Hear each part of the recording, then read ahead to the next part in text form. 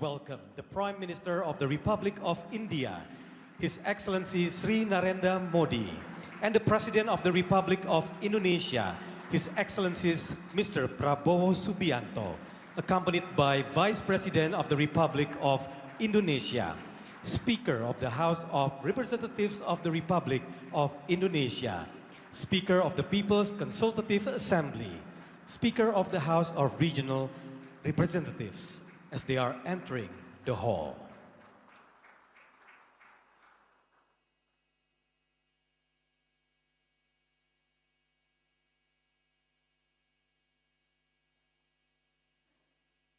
Please kindly be seated.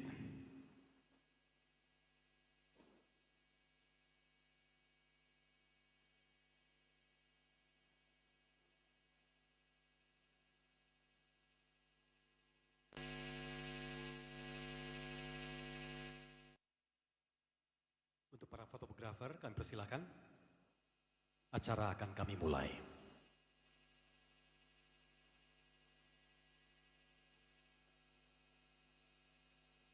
Excellencies, distinguished guests, ladies and gentlemen, a very good afternoon. It is our great honor and privilege to extend our warmest welcome to our distinguished guests. President of the Republic of Indonesia, His Excellency Mr. Prabowo Subianto.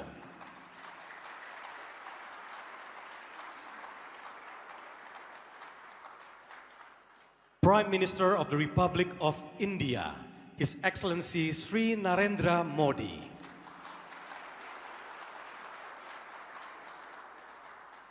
Honorable members of the Parliament of the Republic of Indonesia, honorable official delegates, excellencies, honored guests, ladies and gentlemen, welcome to the state visit of Prime Minister of the Republic of India, His Excellency Sri Narendra Modi, to the House of Representatives of the Republic of Indonesia.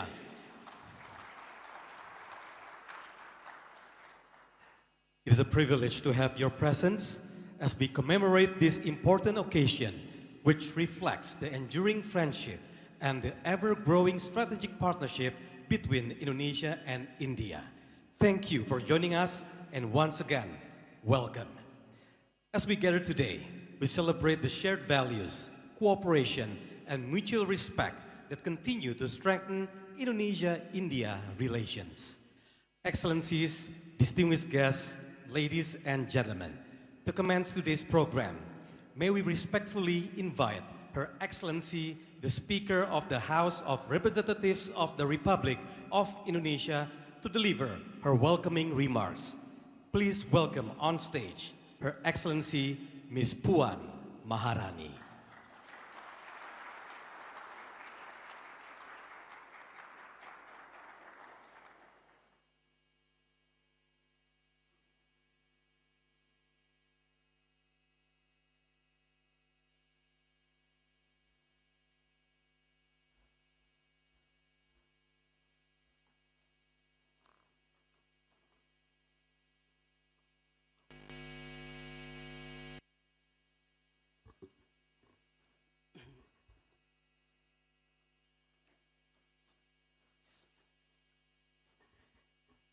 Yang terhormat Presiden Republik Indonesia, Bapak Prabowo Subianto,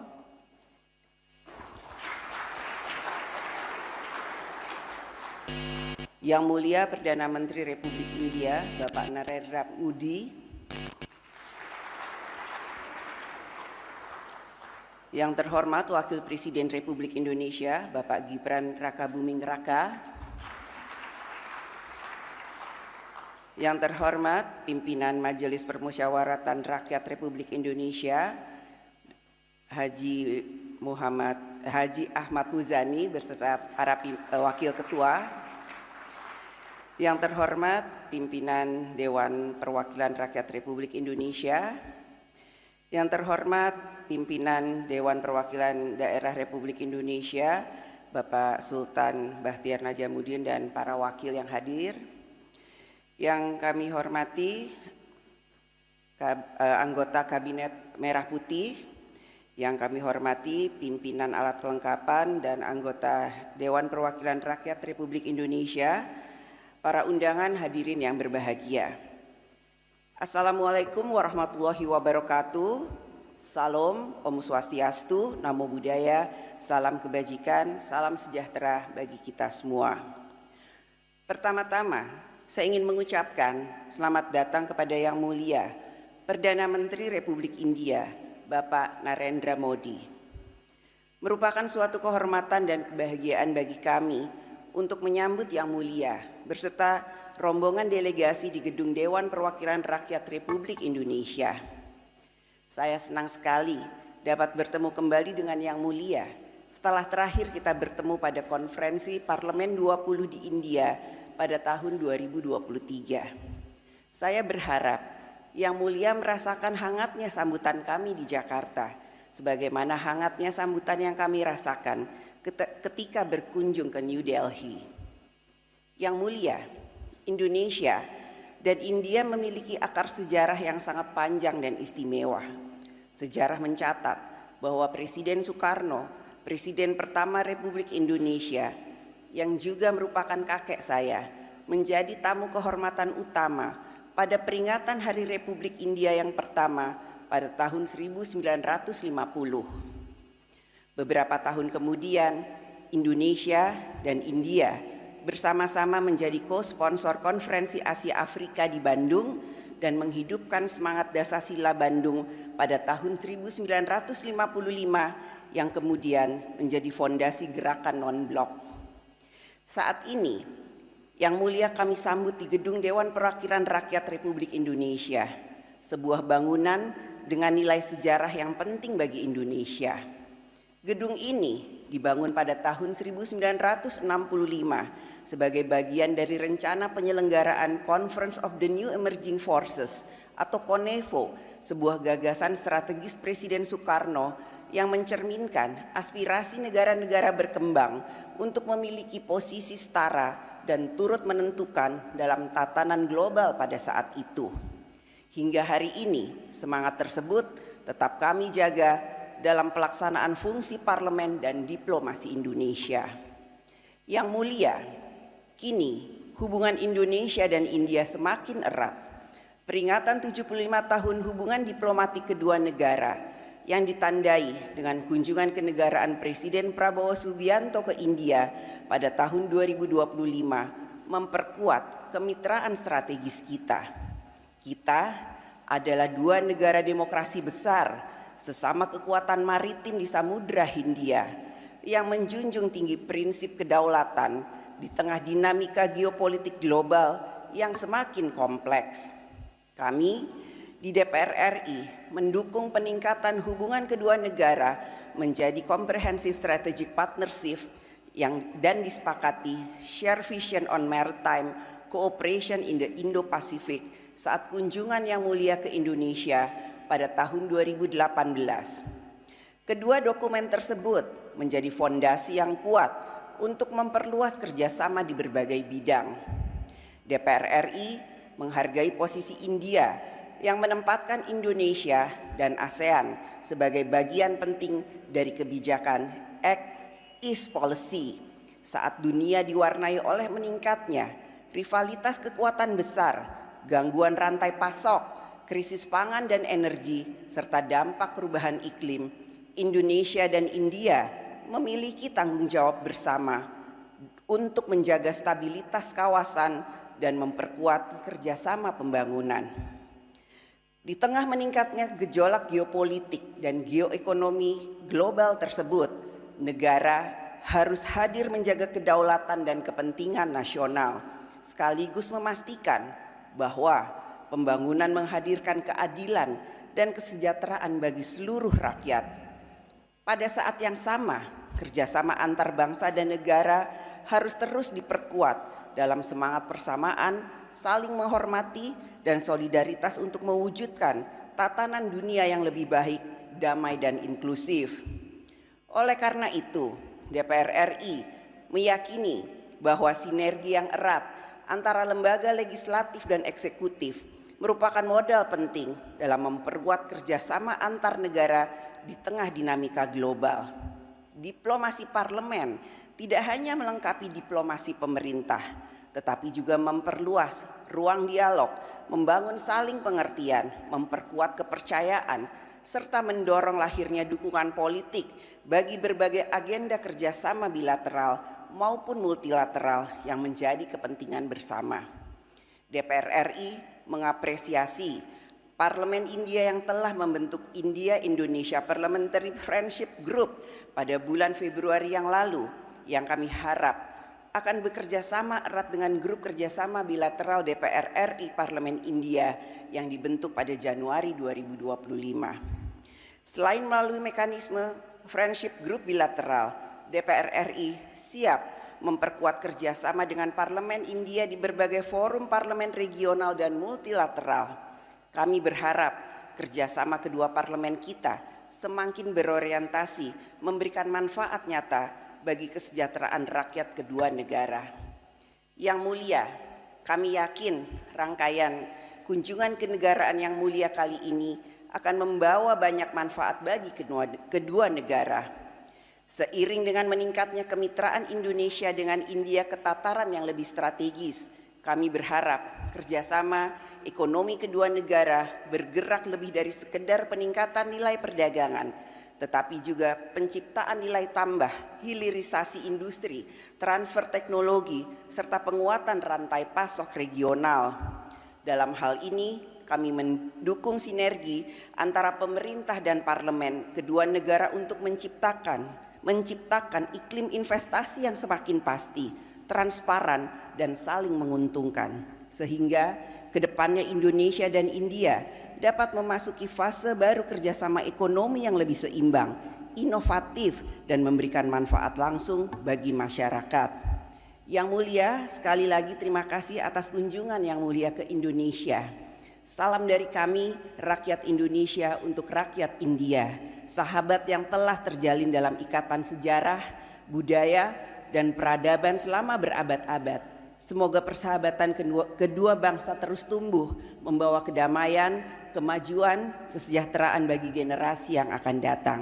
Wassalamualaikum warahmatullahi wabarakatuh. Salam Om Swastiastu, Namo Buddhaya, salam kebajikan, salam sejahtera bagi kita semua.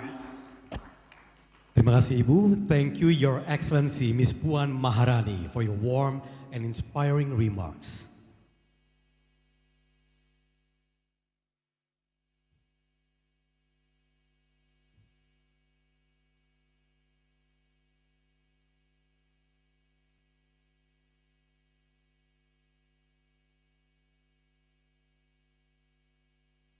Excellencies, distinguished guests, ladies and gentlemen, it is now our distinct honor to invite His Excellency, the Prime Minister of the Republic of India, to deliver his keynote address. Please welcome His Excellency Sri Narendra Modi. For his keynote address, please welcome His Excellency Sri Narendra Modi.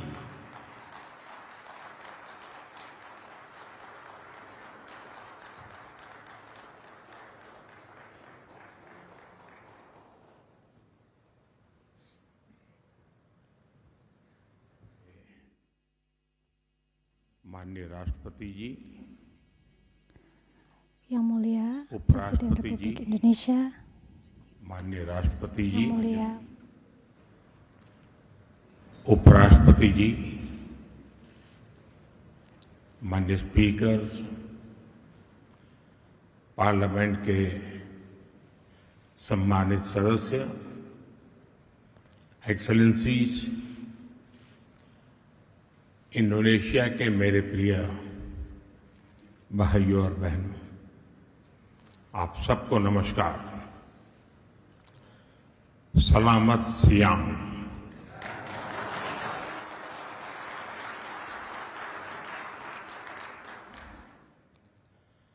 अपने सहाबत सजाती के बीच आकर मैं बहुत ही आनंदित हूं। आपके बीच आना मेरे लिए बहुत सौभाग्य का विषय है। मैं 140 करोड़ भारतवासियों के प्रतिनिधि के रूप में मदर ऑफ डेमोक्रेसी के एक भाग्यशाली नागरिक के रूप में आपको सभी भारतीयों की तरफ से शुभकामनाएं देता हूं। ऑनरेबल मेंबर्स, इंडोनेशिया के लोगों ने, यहां के प्यारे बच्चों ने, युवाओं और महिलाओं ने आज के दिन को मेरे जीवन के सबसे यादगार दिनों में से एक दिन बना दिया है। आज की सुबह जिस तरह इंडोनेशिया के लोगों ने मुझे अपना प्रेम दिखाया है, जिस तरह स्वागत किया है, वो मैं कभी भूल नहीं सकता।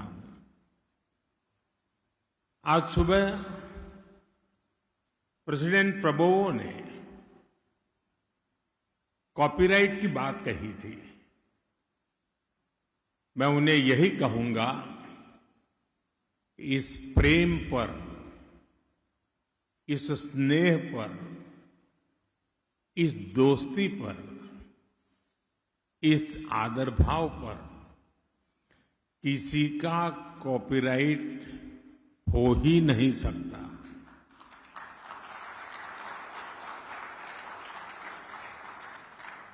प्रेसिडेंट प्रबोवो से मेरी मित्रता कॉपीराइट की सारी सीमाओं से परे है। साथियों, आज सुबह मुझे इंडोनेशिया का सर्वोच्च सम्मान पाने का भी सौभाग्य मिला। मैं कोटि कोटि भारतीयों के प्रति इंडोनेशिया के लोगों के स्नेह को हृदय से, नम्रता से स्वीकार करता हूं। यह सम्मान हम दोनों देशों की डेमोक्रेटिक वैल्यूज का है, साझी विरासत का है और दोनों देशों के मजबूत होते रिश्तों का है। मैं आप सभी साथियों का, प्रेसिडेंट प्रबोवो जी का, इंडोनेशिया की सरकार और यहां की जनता का हृदय से आभार व्यक्त करता हूं। ऑनरेबल मेंबर्स, आज भारत और इंडोनेशिया इतिहास के एक अहम पड़ाव पर एक साथ खड़े हैं। इस सदी का पहला क्वार्टर बीत चुका है और अब आने वाले 25 वर्ष हम दोनों देशों के लिए बहुत महत्वपूर्ण है। आज इंडोनेशिया की इस महान धरती पर मैं आपके समक्ष दोनों देशों के साझा विकास का विश्वास लेकर के आया हूं। मैं ये संकल्प लेकर आया हूं कि भारत और इंडोनेशिया मिलकर पूरी मानवता को एक नई ऊर्जा से भर दे सकते हैं। जब भारत के 140 करोड़ नागरिक, इंडोनेशिया के 29 करोड़ नागरिक साझा प्रयासों से मिलकर आगे बढ़ेंगे तो दुनिया एक नया इतिहास रचते हुए देखेगी। भारत दुनिया का वो देश है जो विस्तारवाद नहीं, विकासवाद की नीति पर चलता है और इसलिए हम भारत में कहते हैं,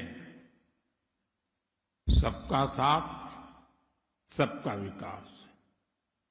together with all, development for all. आज मैं यही मंत्र, यही भावना लेकर इंडोनेशिया के आप सभी सांसद सदस्यों के बीच आया हूं।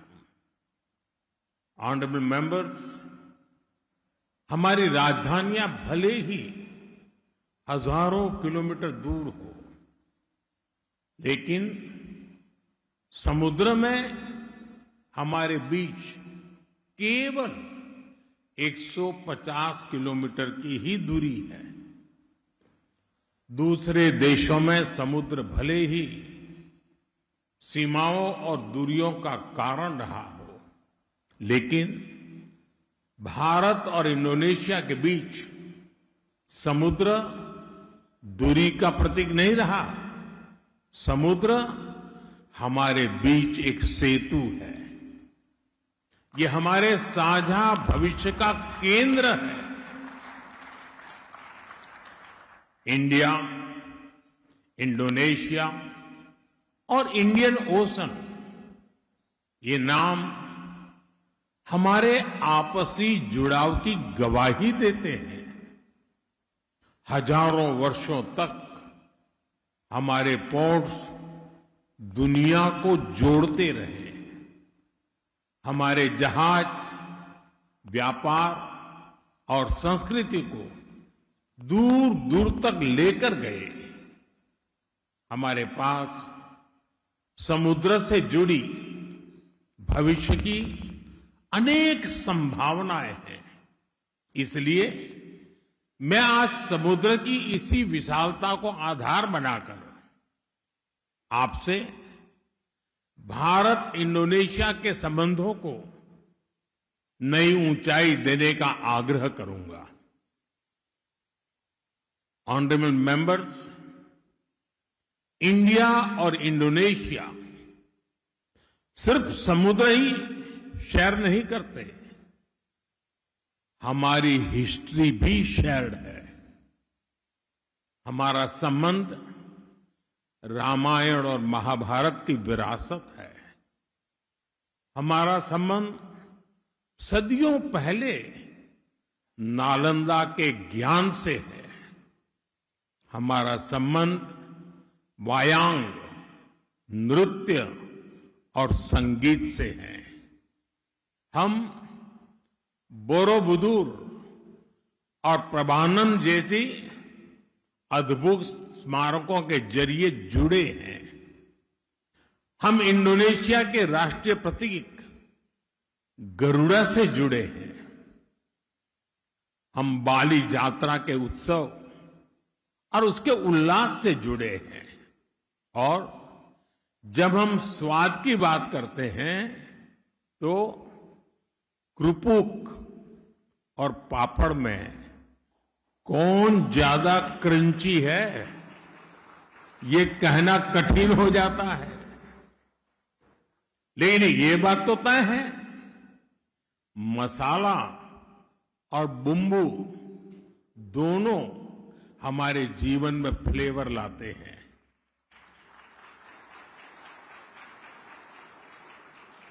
साथियों, भारत के पश्चिमी छोर पर स्थित गुजरात, ये मेरा गृह राज्य है। कहा जाता है कि सदियों पहले गुजरात से कुछ व्यापारी और सूफी संत समुद्र के रास्ते ही इंडोनेशिया आए थे। वे अपने साथ इस्लाम के विचार और इस्लाम के जीवन मूल्य भी लेकर यहां आए। आज भी गुजरात के पटोला वस्त्र यहां सम्मान और प्रतिष्ठा के प्रतीक है। आज भी इंडोनेशिया की बाटिक कला में उनकी छाप दिखाई देती है। और इसलिए ही राष्ट्रपति सुकर्णो ने भी कहा था, इंडोनेशिया और भारत के लोग रक्त और संस्कृति के संबंधों से जुड़े हैं। साथियों, ऐसा कितना कुछ है जो हमारे पूर्वजों ने साथ साथ जिया है। हम लोगों ने लंबे समय तक विदेशी शासन का सामना किया। हम दोनों ही राष्ट्र लगभग एक ही समय स्वतंत्र हुए। इंडोनेशिया 1945 में और भारत 1947 में। और जब स्वतंत्र राष्ट्र के तौर पर संप्रभुता की बात आई तो भारत संयुक्त राष्ट्र में इंडोनेशिया के स्वतंत्रता आंदोलन की मजबूत आवाज बना। उस दौर में आदरणीय बीजू पटनायक जी ने जो भूमिका निभाई, जिस तरह उन्होंने प्रधानमंत्री सुल्तान शहरीर और उपराष्ट्रपति मोहम्मद हट्टा को सुरक्षित भारत पहुंचाया, वो घटना दोनों ही देशों को और करीब ले आई। ऑनरेबल मेंबर्स, एक और बात जो हमें एक दूसरे के करीब लाती है वो है हमारा मजबूत लोकतंत्र और लोकतंत्र में विविधता। भारत दुनिया का सबसे बड़ा लोकतंत्र है, मदर ऑफ डेमोक्रेसी है, और इंडोनेशिया दुनिया की तीसरी सबसे बड़ी डेमोक्रेसी है। भारत में सैकड़ों भाषाएं और अनेक परंपराएं हैं, तो इंडोनेशिया में भी सैकड़ों भाषाएं और अनेक परंपराएं हैं। भारत में वसुधैव कुटुंबकम का मंत्र है, तो इंडोनेशिया में भिन्नेका तुंगल इक्का का विचार है। हम दोनों ने अपने लोकतंत्र में इस विविधता को ही अपनी एकता की नींव बना लिया है। ऑनरेबल मेंबर्स, 1950 में जब भारत ने अपना पहला गणतंत्र दिवस मनाया था, उस समारोह के मुख्य अतिथि भी राष्ट्रपति सुकर्णो ही थे, और जिसका उल्लेख अभी आदरणीय स्पीकर महोदय ने किया।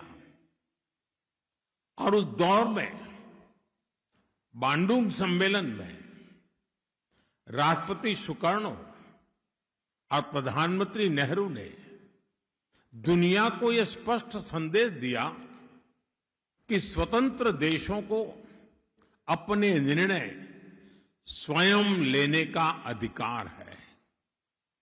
ऑनरेबल मेंबर्स, लोकतंत्र की ताकत क्या होती है, इंडोनेशिया ने ये रिफॉर्मेसी के जरिए दुनिया को दिखाया है। पिछले 2 दशकों में इंडोनेशिया की अर्थव्यवस्था तेजी से आगे बढ़ी है और करोड़ों लोग गरीबी से बाहर आए हैं। भारत का लोकतांत्रिक अनुभव भी यही कहता है। आज भारत दुनिया की सबसे तेजी से बढ़ती अर्थव्यवस्था है, और हमारे यहां भी पिछले 1 दशक में 25 करोड़ से ज्यादा भारतीय गरीबी से बाहर आए हैं। और इसलिए मित्रों, जब भारत और इंडोनेशिया साथ खड़े होते हैं तो दुनिया का ये विश्वास मजबूत होता है कि लोकतंत्र अवसर देता है, लोकतंत्र विश्वास देता है, और लोकतंत्र भविष्य बनाता है। और मुझे अटूट विश्वास है हमारे ये लोकतांत्रिक मूल्य और साझा आकांक्षाएं भारत इंडोनेशिया संबंधों को नई ऊंचाइयां तक ले जाएंगे। ऑनरेबल मेंबर्स, एक साथ आजाद देशों के तौर पर हमने जो सफर शुरू किया था, अब उस आजादी के 100 वर्ष भी हम एक साथ पूरे करने जा रहे हैं। यहां इंडोनेशिया में आप एमास 2045 के महत्वाकांक्षी विजन पर चल रहे हैं और भारत में हम विकसित भारत 2047 का संकल्प लेकर आगे बढ़ रहे हैं। अपने इन लक्ष्यों को हासिल करने में हम एक दूसरे के पूरक बन सकते हैं। हम दुनिया की सबसे यूथफुल सोसाइटीज हैं। हम दुनिया की सबसे तेजी से आगे बढ़ रही बड़ी अर्थव्यवस्थाओं में है। हम दोनों मेजर मैरीटाइम पावर्स है। हम ग्लोबल साउथ की मजबूत आवाज है। हम प्राचीन सभ्यताएं भी हैं और भविष्य के लिए नेचुरल पार्टनर्स भी हैं। इस यात्रा में हम एक दूसरे के पार्टनर्स भी बने और स्ट्रेंथ भी बने। इसी विजन लेकर को आज राष्ट्रपति प्रभुओं से मेरी विस्तृत चर्चा भी हुई है। हमारे उद्देश्य बहुत स्पष्ट है। भारत और इंडोनेशिया के बीच जो सद्भाव और विश्वास है, हमें उसे अपने नागरिकों के लिए नए अवसरों में बदलना है। पिछले वर्ष दोनों देशों के बीच द्विपक्षीय व्यापार लगभग $25 अरब तक पहुंचा है। भारत की 100 से अधिक कंपनियां इंडोनेशिया में काम कर रही है। निश्चित तौर पर हम साथ मिलकर तेजी से आगे बढ़ रहे हैं, लेकिन आगे अभी और भी असीमित संभावनाएं हमारा इंतजार कर रही है। ऑनरेबल मेंबर्स, फ्यूचरिस्टिक सेक्टर्स में भारत और इंडोनेशिया के बीच अनंत आकाश को छूने का सामर्थ्य है। उदाहरण के तौर पर स्पेस टेक्नोलॉजी। आज पूरी दुनिया स्पेस में भारत की क्षमता का लोहा मान रही है और भारत इसमें इंडोनेशिया को अपना नेचुरल पार्टनर मानता है। बियाक में सैटेलाइट ट्रैकिंग सुविधाएं लंबे समय से भारत के स्पेस प्रोग्राम को सहयोग देती रही है। भारत ने भी इंडोनेशिया के कई सैटेलाइट लॉन्च किए हैं और कैपेसिटी बिल्डिंग में अपना योगदान दिया है। अब इस सहयोग को और आगे ले जाने का समय है। सैटेलाइट एप्लीकेशंस में हम साथ काम कर सकते हैं। भारत इंडोनेशिया में सैटेलाइट लॉन्च सुविधा विकसित करने में भी सहयोग देने के लिए तत्पर है। साथियों, हमारी समृद्ध समुद्री विरासत को सहेजने के लिए हम 5000 साल पुराने पोर्ट सिटी लोथल में नेशनल मैरीटाइम हेरिटेज कॉम्प्लेक्स बना रहे हैं। मैं चाहूंगा कि इंडोनेशिया भी इस प्रोजेक्ट के साथ जुड़े। ऑनरेबल मेंबर्स, आतंकवाद जैसे विषयों पर भारत और इंडोनेशिया दोनों की एक राय रही है। पिछले वर्ष पहलगाम में जब जघन्य आतंकवादी हमला हुआ, इंडोनेशिया तब भारत के साथ मजबूती से खड़ा रहा। मैं इसके लिए राष्ट्रपति प्रभुओं और आप सभी का आभार व्यक्त करता हूं। हमारे दोनों देश काउंटर टेररिज्म पर जॉइंट वर्किंग ग्रुप के माध्यम से साथ काम कर रहे हैं। इंटेलिजेंस, साइबर थ्रेट्स, आतंकी फंडिंग और डी रेडिकलाइजेशन, इन क्षेत्रों में हम और सहयोग बढ़ाकर दुनिया में शांतिवादी ताकतों को मजबूती दे सकते हैं। ऑनरेबल मेंबर्स, आज ग्लोबल ऑर्डर तेजी से बदल रहा है और ऐसे में हम जैसे विकासशील देश समान भागीदारी और अपनी बड़ी भूमिका मांग रहे हैं। इस वैश्विक परिदृश्य में भारत का स्पष्ट मानना है, यूएन सिक्योरिटी काउंसिल में रिफॉर्म को और टाला नहीं जा सकता। 2022 में इंडोनेशिया की G20 अध्यक्षता और 2023 में भारत की G20 अध्यक्षता दोनों ने विकासशील देशों की प्राथमिकताओं को वैश्विक चर्चा के केंद्र में लाने का प्रयास किया।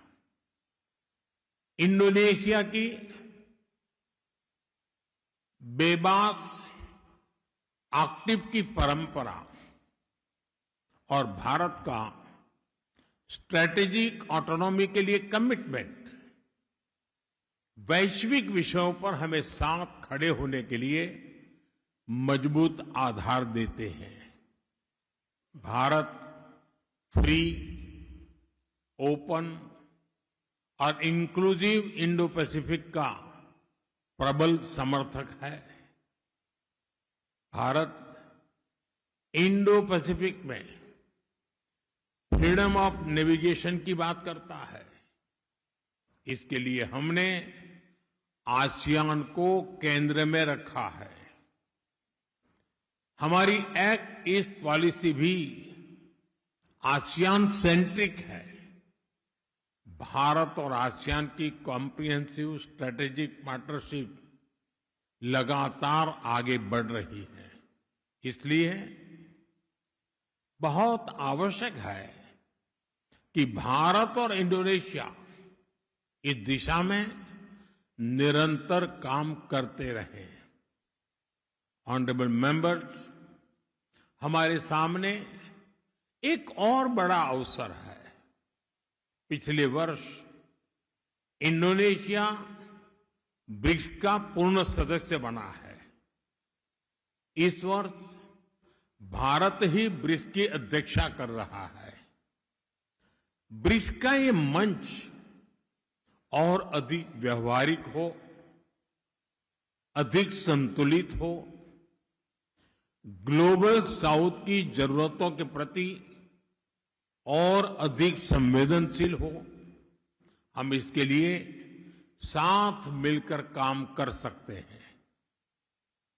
ऑनरेबल मेंबर्स, आज इंडोनेशिया के सभी पार्लियामेंट मेंबर्स के सामने मैं भारत इंडोनेशिया साझेदारी के एक नए युग का आह्वान करता हूं। गंगा और महाकाम की धाराओं की तरह हमारी सभ्यताओं ने सदियों से विचारों, आस्था, व्यापार और संस्कृति को जोड़ा है। आज उसी ऐतिहासिक प्रवाह को भविष्य की नई ऊर्जा देने के लिए मैं आप सभी के समक्ष गंगा महाकाम विजन प्रस्तुत करना चाहता हूं। ये विजन हमारी साझेदारी को केवल वर्तमान की आवश्यकताओं तक सीमित नहीं रखता। यह आने वाली पीढ़ियों के लिए शांति, समृद्धि, सुरक्षा और शेयर्ड प्रोग्रेस का मार्ग प्रशस्त करता है। पहला, सिविलाइजेशनल कनेक्ट। हम अपने सभ्यतागत जुड़ाव को नई पीढ़ियों की चेतना से जोड़ेंगे। रामायण से बोरोबुदुर तक, समुद्री यात्राओं से सांस्कृतिक संवाद तक, हम अपने साझा इतिहास को भविष्य की शक्ति बनाएंगे। इसके लिए हमें भारत इंडोनेशिया सिविलाइजेशनल डायलॉग शुरू करना चाहिए। दूसरा, शेयर्ड डेवलपमेंट। विकसित राष्ट्र बनने की अपनी अपनी यात्राओं में भारत और इंडोनेशिया अटल साझेदार रहेंगे। इंडोनेशिया का एमास विजन और भारत का विकसित भारत संकल्प एक दूसरे को गति देंगे, एक दूसरे को शक्ति देंगे और हमारे लोगों के लिए नई अपॉर्चुनिटीज का निर्माण करेंगे। तीसरा, सिक्योरिटी एंड स्ट्रेटेजिक ट्रस्ट। हम डिफेंस और सिक्योरिटी कोऑपरेशन को नई ऊंचाई देंगे। हम अपनी नेशनल कैपेसिटीज को मजबूत करेंगे। आतंकवाद, साइबर थ्रेट्स, समुद्री चुनौतियां और इमर्जिंग सिक्योरिटी रिस्क, इसका हमारा में हम मिलकर सामना करेंगे। भारत और इंडोनेशिया का स्ट्रेटेजिक ट्रस्ट इंडो पैसिफिक में स्टेबिलिटी का मजबूत आधार बनेगा। चौथा, मैरीटाइम प्रॉस्पेरिटी। दो महान समुद्री राष्ट्रों के रूप में हम अपनी शेयर्ड मैरीटाइम ज्योग्राफी को शेयर्ड प्रॉस्पेरिटी में बदलेंगे। साबांग से ग्रेट निकोबार तक, मलक्का गेटवे से इंडो पैसिफिक तक हम connectivity, logistics, blue economy, maritime security और ट्रेड रेजिलियंस में नए अवसर पैदा करेंगे। पांचवा, voice of the global south. हम ग्लोबल साउथ की आकांक्षाओं को और मजबूत आवाज देंगे। हम ऐसे वर्ल्ड ऑर्डर के लिए काम करेंगे जहां डेवलपमेंट इंक्लूसिव हो, टेक्नोलॉजी एक्सेसिबल हो और ग्लोबल गवर्नेंस अधिक न्यायपूर्ण और रिप्रेजेंटेटिव हो। साथियों, भारत और इंडोनेशिया मिलकर मानवता के 5वें हिस्से का प्रतिनिधित्व करते हैं। हमारी साझेदारी केवल दो देशों का संबंध नहीं है, यह इंडो पैसिफिक की स्टेबिलिटी, ग्लोबल साउथ की शक्ति और विश्व के शेयर्ड फ्यूचर में विश्वास का संकल्प है। आइए अपनी ऐतिहासिक मित्रता को नए दौर में ले जाएं। आइए गंगा महाकम विजन को मिलकर साकार करें। ऑनरेबल मेंबर्स, भारत में तुलसीदास जी ने लिखा था, जाने बिनु न होई प्रतीत, जाने बिनु न होई प्रतीति, बिनु प्रतीति होई नहीं प्रीति। यानी जब तक लोग एक दूसरे को जानेंगे नहीं, तब तक उनके बीच अपनापन नहीं बढ़ेगा।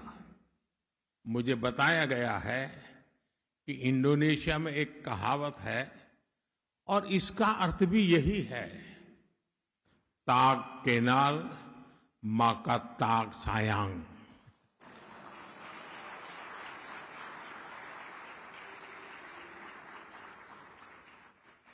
इसलिए हमने तय किया है, हम एक दूसरे से मिलने जुलने का सिलसिला और तेज करेंगे। आज शाम मैं और राष्ट्रपति प्रबोवो यहां रह रहे भारतीयों से मिलेंगे। कल राष्ट्रपति प्रबोवो और मैं प्रबानन भी जाएंगे। हम इस वर्ल्ड हेरिटेज साइट के कंजर्वेशन और रेस्टोरेशन प्रोजेक्ट की शुरुआत करेंगे। भारत और इंडोनेशिया उस विरासत को सहेजने के लिए पूरी तरह प्रतिबद्ध है जिसे इतिहास ने हमें सौंपा है। ऑनरेबल मेंबर्स, मैं आज आप सभी सदस्यों को भारत आने के लिए भी विशेष निमंत्रण भी दे रहा हूं। आप जरूर भारत आएं, अपने परिवार और दोस्तों के साथ आएं। भारत के लोगों को आपका स्वागत करते हुए बहुत अच्छा लगेगा।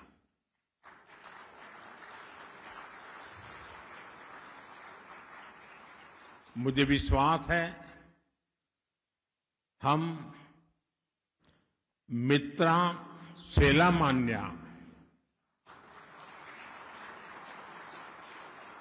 पार्टनर फॉर एवर बनकर काम करेंगे।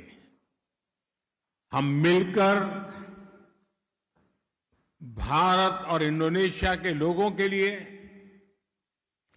साझा समृद्धि का भविष्य बनाएंगे। इन्हीं शब्दों के साथ मैं अपनी बात समाप्त करता हूं। दीर्घायु इंडोनेशिया। भारत माता की जय। धन्यवाद। Our next official group photo.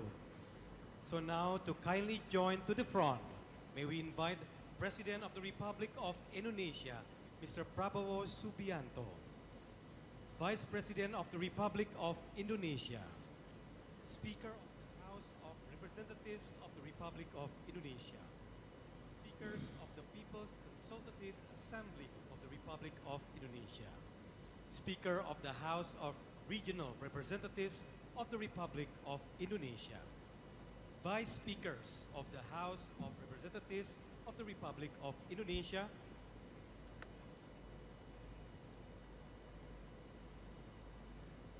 Vice Speakers of the People Consultative Assembly of the Republic of Indonesia, Vice Speakers of the House of Regional Representatives of the Republic of Indonesia.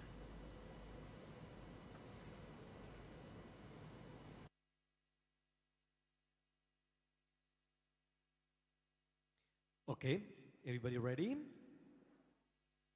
On 3. 1, 2, and 3.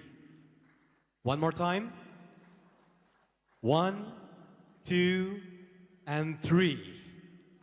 Let's give big round of applause, ladies and gentlemen, distinguished guests, Bapak Ibu semua. Again, thank you to Mr. President, Mr. Prime Minister, Madam Speaker, and Excellencies.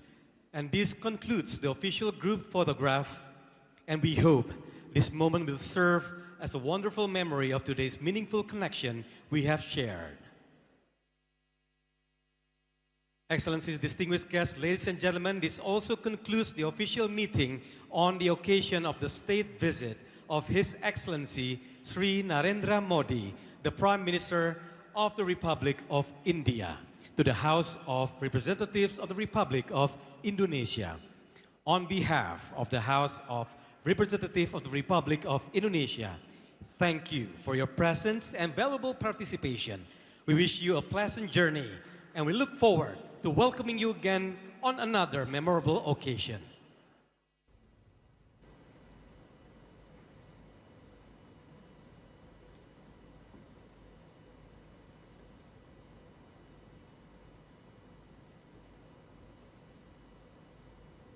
And ladies and gentlemen, may we respectfully invite the Honorable Mr. President and Prime Minister and their excellencies to lead to departure from the hall. We wish the Prime Minister of the Republic of India and the entire delegation a pleasant and productive stay in Indonesia. Again, thank you, have a wonderful day, and until we meet again. Wassalamualaikum warahmatullahi wabarakatuh.